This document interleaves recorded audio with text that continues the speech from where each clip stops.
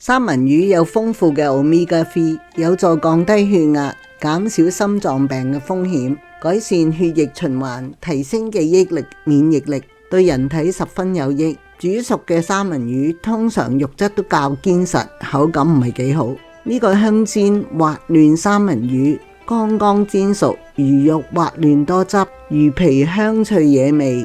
鹽同埋黑胡椒粉提升咗三文魚嘅鮮味同埋香味，口感味道都超讚，容易做，係一個唔能夠錯過嘅營養美食。首先請大家訂閱呢一個頻道，分享、點讚同埋按小鈴鐺，就唔會錯過下期美食視頻。材料有新鮮刺身及帶皮嘅三文魚或者其他三文魚，蔥、幼鹽、黑胡椒粉。詳情請看視頻下方嘅 info box。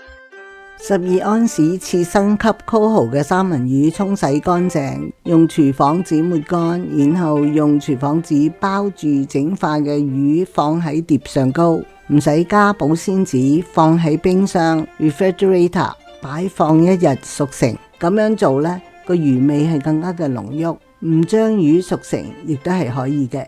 呢個12安士嘅三文魚，將佢一開為2，喺個冰箱度咧 refrigerator 咧就已經係將佢熟成咗1日嘅，咁佢啲水分咧係吸收咗一啲嘅，唔需要一定用到呢個 sesame grade 嘅三文魚，任何三文魚你喺個超市度或者喺啲飯館度買到咧，就係可以用嚟做呢一個嘅餸噶啦。最緊要你係有帶皮啦，有4條蔥啦，咁我就將佢斜切成係1/4寸闊嘅菱形蔥花，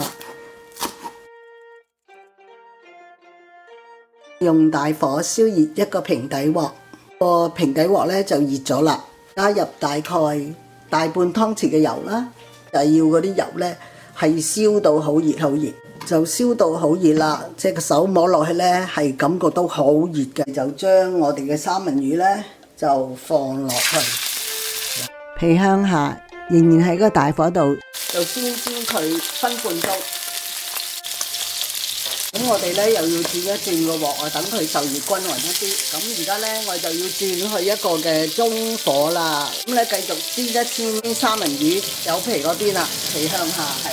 咁我又煎多佢分半鐘，差唔多個三文魚咧已經係皮向下呢一邊咧就煎熟嘅，煎夠佢分半鐘啊，將個鑊咧會轉唔同嘅位置嚟去煎佢。咁咧我就煎咗夠呢一個嘅分半鐘，咁我哋就將個魚擺去另一邊啊！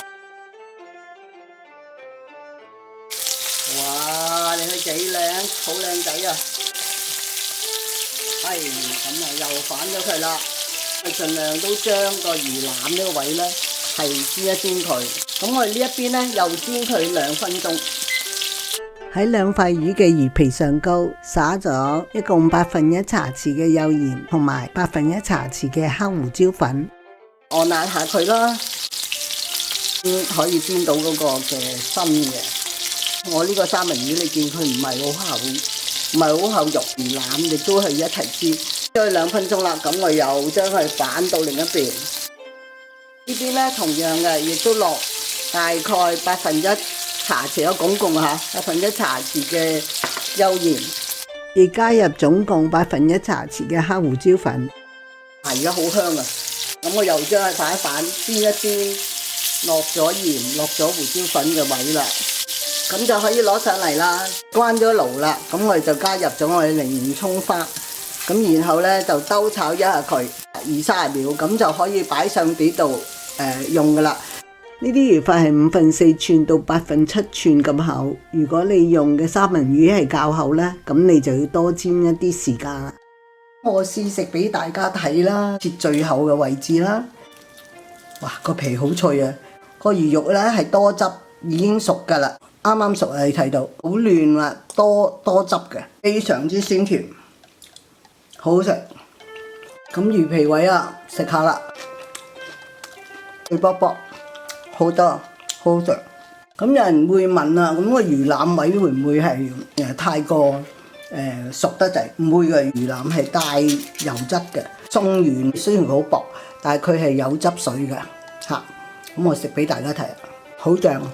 個皮都係好脆。咁個肉咧，佢就夠熟啦，係唔會柴噶。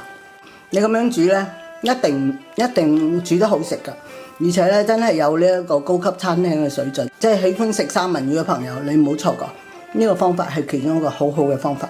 咁好啦，我要開吃啦。小廚 Sanny 推介各地美食烹調，記得訂閱啦。